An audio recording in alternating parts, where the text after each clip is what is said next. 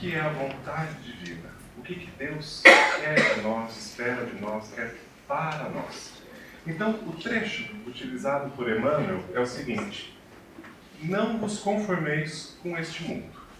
Não vamos nos conformar somente aqui com este mundo, mas transformai-vos pela renovação do vosso entendimento, para que experimenteis qual seja a boa, agradável e perfeita vontade de Deus.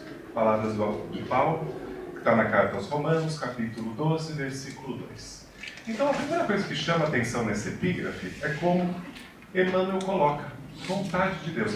Paulo coloca na epígrafe vontade de Deus. E ele vai colocar: não nos conformemos. Não vamos nos limitar, não vamos nos definir, não vamos nos fechar naquilo que nós já conhecemos, e como se aquilo fosse o suficiente, como se aquilo bastasse. Como se tudo que nós experimentamos no mundo material, no que é oferecido aqui, fosse o suficiente para nos trazer felicidade, equilíbrio, bem-estar e alegria. Então ele começa a abrir os horizontes dizendo: vamos nos transformar, vamos nos renovar. E esse é o convite da lição, uma constante renovação. Quando nós pensamos o que é a vontade de Deus para nós, o que é a vontade de um pai aqui na Terra para o seu filho? Que seja feliz ou triste, que consiga se desenvolver ou que não se desenvolva, que esteja bem ou que não esteja bem. Qual é a vontade de um pai para o filho? E é a mesma coisa que nós vemos nessa colocação do que traz o Livro dos Espíritos, do que traz a doutrina, do que traz o Evangelho. A vontade de Deus é que sejamos felizes, é que nos transformemos, é que nos renovemos o tempo todo. E como que nós nos renovamos? Como que nós nos transformamos? Ficando em casa, de braços cruzados, achando que já sabemos tudo, que não precisamos de mais nada, ou quando a gente enfrenta o mundo e começa a ver pontos de vistas diferentes, situações desafiadoras, um revés financeiro, um problema de saúde, o que nos tira da zona de conforto e nos transforma, faz com que a gente ande cada vez mais para frente. E aí Emmanuel toca num termo que é muito bonito, que ele vai falar da luz divina. A luz que nos conecta a todos nós. Essa luz que nós vemos, que nós percebemos, que é a luz, tanto a luz material quanto a luz espiritual. A luz material, de cara a gente pode dar como exemplo o Sol. O Sol que sustenta a vida aqui, o Sol que sustenta o planeta funcionando, com vida, com tudo isso. A luz material, a vela que acende. Há alguns dias atrás aí passamos por um apagão na cidade de São Paulo por alguns dias, e aí nós podemos ver a falta de energia, que a gente não consegue acender uma luz, o quanto isso dificulta a nossa vida. Essa é a luz material, é a luz das lâmpadas dessa sala que permite que nós estejamos aqui refletindo sobre o Evangelho. Mas existe uma outra luz, que a gente pode chamar de luz espiritual. É aquela luz que emana do coração de cada um de nós. É aquela luz que ilumina não o ambiente físico, mas ilumina, acolhe, aquece a alma daquelas pessoas com quem nós convivemos. Então, quando nós começamos a entender esse conceito que Emmanuel traz de uma maneira tão bonita, compreendermos a luz de Deus. Toda luz provém de Deus. E acender essa luzinha dentro de cada um de nós, essa é a vontade do Pai para cada um de nós. Essa é a vontade que a gente vá seguindo adiante e desenvolvendo, acendendo cada vez mais, para que essa luz se conecte com a luz divina. Esse é o caminho. Vamos voltar, por exemplo, dos pais aqui na Terra. Vontade dos pais e a vontade daquela criança pequena é a mesma? Quando o pai chega e fala, tem que ir para a escola, a vontade da criança é ir para a escola? Quando o pai fala, tem que tomar um remédio, a vontade da criança é tomar o remédio? Tem que estudar, vai ter prova amanhã de matemática. O que a criança quer fazer? Ela quer estudar? Mas quem que tem uma noção melhor? Quem que consegue compreender melhor o que é necessário para o desenvolvimento, para o preparo daquela criança para o mundo, para que aquela criança possa andar, caminhar, se desenvolver por aí, preparada para enfrentar as dificuldades? É a criança pequena ou é o pai? E é essa metáfora que a gente consegue aplicar aqui na Terra, entre pais e filhos, que a gente tem que levar para o que é a vontade divina. Então esses reveses, essas coisas difíceis, essas transformações que vão andando, que vão aparecendo, isso são mecanismos, são instrumentos utilizados por Deus para que nós nos renovemos, para que nós seguimos adiante. Emmanuel, texto aqui, fiz aqui 5 pontos interessantíssimos que Emmanuel fala da onde a gente pode perceber a vontade de Deus. O primeiro que ele destaca são avisos religiosos. Estamos todos aqui buscando de alguma forma uma iluminação, algum entendimento, alguma coisa que nos traga uma paz, que nos traga um bem-estar. Por isso que nós acabamos vindo aqui. Alguns vêm pela dor, outros vêm pela curiosidade, alguns vêm porque cai de paraquedas, alguém convidou, falou, vamos lá, e a pessoa vem. Então a gente acaba vindo aqui. Então a primeira coisa, essa curiosidade que nós temos com a religião, seja ela qual for, com o divino, com essa coisa que transcende, que nós percebemos que vai além do que esse corpo, do que essa vida, tem algo a mais, essa fé vai nos iluminar. Ilumina, traz luz. O outro ponto que ele fala são as obrigações que nós temos aqui na Terra. Todo mundo sabe que se não trabalhar, se não ganhar dinheiro, a hora que chegar no final do mês, vai faltar. Então, o que nós sabemos aqui? Que essas obrigações fazem com que a gente se movimente. Fazem com que a gente esteja constantemente buscando, fazendo, trabalhando, se desenvolvendo de alguma maneira. Porque, como ele coloca, aqui na Terra, como em qualquer lugar, todas as conquistas provêm do trabalho, do esforço, da dedicação. Outra coisa que ele coloca, as regras sociais. Temos regras? Temos, desde as que são claramente explícitas, né? Abrir um código penal, abrir uma lei, ver lá, não pode fazer isso, não pode fazer aquilo, até as regras de convivência social.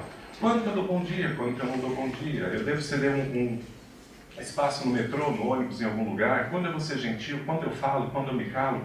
Eu vou à escola, eu vou ao hospital. Quando é a hora de eu falar? Quando é a hora de eu me calar? Dentro da minha família, como eu vou interagir? São regras sociais. São regras que nos conduzem a sermos melhores, a sermos cada vez mais integrados naquela sociedade. E aí ele fala que essas regras, ele coloca, a regra social, ou seja uma lei, seja qual for, ela sempre é um conselho para cada um de nós. E aí vem algo bom que ele coloca, o afeto dos amigos, o afeto das pessoas que já nos são queridas, que nos acolhem. Isso é muito gostoso de receber. Não é bom chegar em casa e ter alguém que dá um abraço, não um abraço material literalmente, mas se você chegou cansado, a pessoa está lá, vamos fazer alguma coisa, eu adiantei já aqui para a gente comer, poder relaxar um pouco. Você está doente? Eu passei na farmácia, já comprei isso, comprei aquilo. Você tem uma prova difícil para estudar? Já separei aqui alguma coisa para te auxiliar no estudo, alguma coisa que não entendeu? É esse abraçar, não só o corpo físico, mas a gente abraça o outro espírito. E ele coloca que esse tipo de afeição reconforta. E por último, ele vai dizer das provas. E as provas vêm atreladas geralmente a alguma dor, a algum sofrimento. Duro, difícil, difícil. Mas ele usa uma expressão muito interessante que é a sica da prova. A sica, fui buscar no dicionário, é aquela espora que tem nas botas de cavalo. Que a hora que quem está comandando o cavalo aperta o cavalo corre. Como dizendo, dói, dói, mas faz andar para frente. Impulsiona, faz com que a gente ande, com que a gente mude. Então a gente começa a perceber que através disso tudo a gente percebe a vontade de Deus. Só que é só nisso que a gente vai se apegar? Não. Porque ali tem uma chance de um perigo da gente entrar numa coisa automática, numa coisa de conformismo, numa coisa que ele coloca muitas vezes, aqui o termo que ele usa, é conformismo ou então o desculpismo.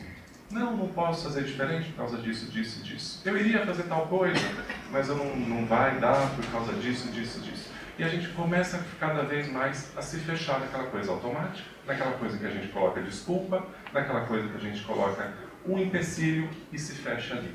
Então ele coloca: usemos o que o mundo nos oferece, mas com o intuito de ir além. Não nos conformemos por aqui.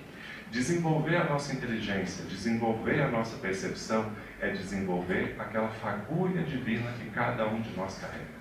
A gente se limitar, parar, entrar nesse conformismo das desculpas, é negar a essa parte divina que todos nós temos. Como diz Jesus, vós sois o sol, a luz do mundo. Sejamos essa luz do mundo. E aí o que a gente faz? Porque é fácil se conectar com isso tudo? Não é. Então tem duas coisas ali que a gente pode elencar para combater: orgulho, vaidade, arrogância e tantas outras. Falei duas, mas são muitas aí que decorrem do egoísmo.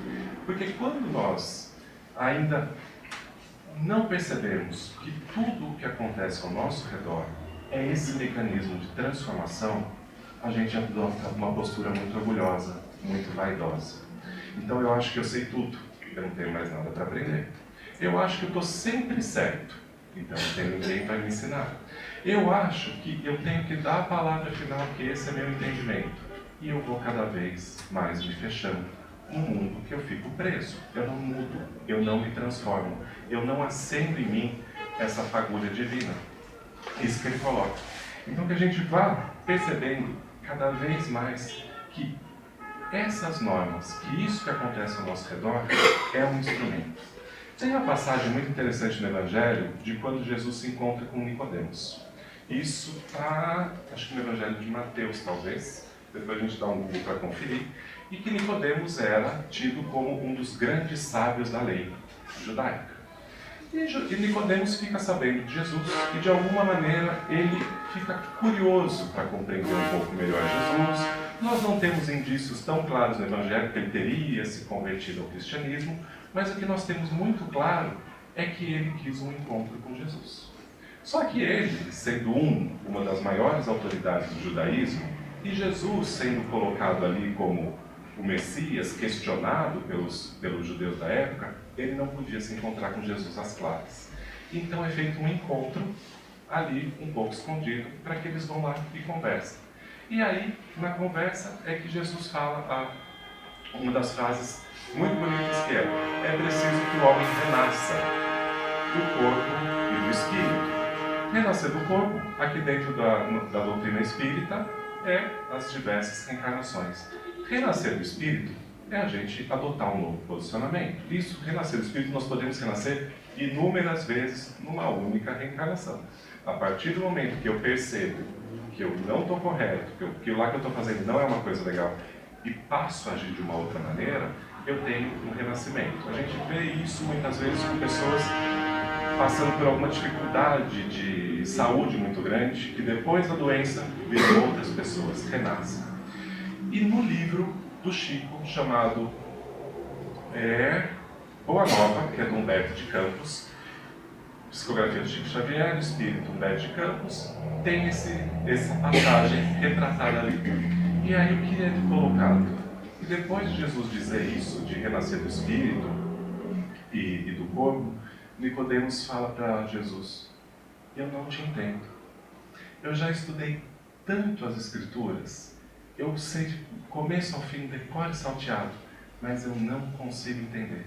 E a resposta de Jesus é: você estudou, mas você não sentiu as leis no coração.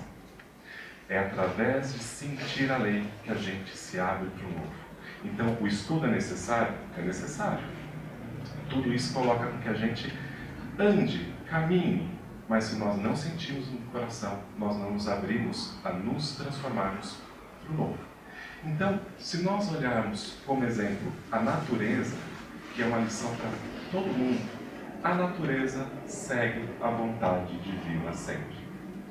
Plantou, aquela árvore vai nascer, tendo as condições necessárias. O rio, você pôs ali, ele vai correr. A gente não vê a natureza se revoltando, sendo orgulhosa, sendo questionadora. Nós não vemos um passarinho revoltadíssimo porque choveu demais e destruiu o ninho. O que ele faz? ele constrói outro ninho. Nós não vemos o rio ali, não, eles estão tirando água aqui, eu não concordo em dividir a minha água, não vou tirar água, eu não corro mais o rio. Nós não vemos, porque segue a lei divina. E o convite é exatamente para isso, uma metáfora muito bonita. Que aquelas ervas que muitas vezes dão flores e encantam, sejam transformadas em outras flores mais bonitas. Que aquelas flores, aquelas ervas do preconceito, da vaidade, do orgulho, do egoísmo, da violência, morram e deem espaço às novas flores do amor, da gentileza, da caridade, do acolhimento e do abraço. E lembrando disso, o que nós temos que é a pessoa, trazendo nesse termo que é ainda muito pequeno, que mais fez a vontade de Deus? Jesus. Como ele coloca? Eu e o Pai somos um só. Eu não vim aqui para fazer a minha vontade, mas para fazer a vontade daquele que me enviou. Rezamos aqui na abertura o Pai Nosso. No Pai Nosso tem: seja feita a vossa vontade, aqui na terra como nos céus. E o que a gente viu ali de Jesus? A vida dele foi fácil? Não. Mas ele esmoreceu, ou ele teve fé que coloca adiante? Ou ele se valeu da prece o tempo todo, que faz com que a gente se conecte com Jesus, com Deus, com a espiritualidade? A prece é esse mecanismo, é essa forma de pedir, é essa forma de percebermos que nós não estamos desamparados aqui na Terra, não estamos aqui jogados, largados, nem nada disso. Nós temos um Pai que olha e zela por todos nós. Jesus coloca ali: vá para o quarto, se feche, faça a sua oração de coração. E ele também coloca: o Pai já sabe o que nós precisamos antes de pedir.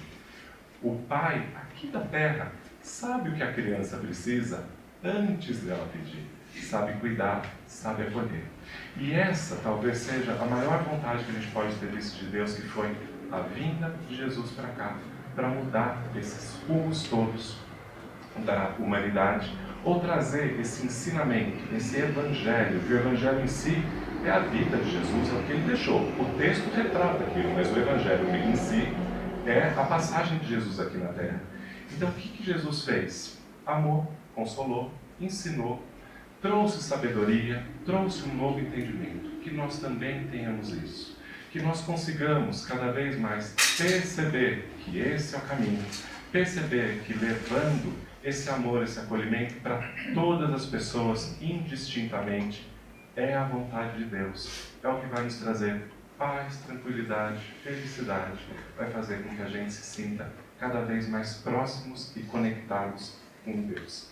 E para finalizar, a frase aqui tão bonita, dita por Emmanuel, que traduz exatamente isso, de queremos ser felizes, sigamos a vontade de Deus. Como diz Paulo na abertura, a vontade de Deus é perfeita, agradável e boa. Porque Deus é perfeito, Deus é agradável e Deus é bom. Então que a gente siga isso. E Emmanuel fala: busquemos sempre a nossa renovação, tentando, diligenciando, burilar-nos cada vez mais, mas nunca esquecermos, nunca vamos conseguir compreender devidamente Deus se nós não acendermos dentro de nós essa mesma luz, que é a luz de Deus, que é o que nos conecta com o divino. Muita paz a todos.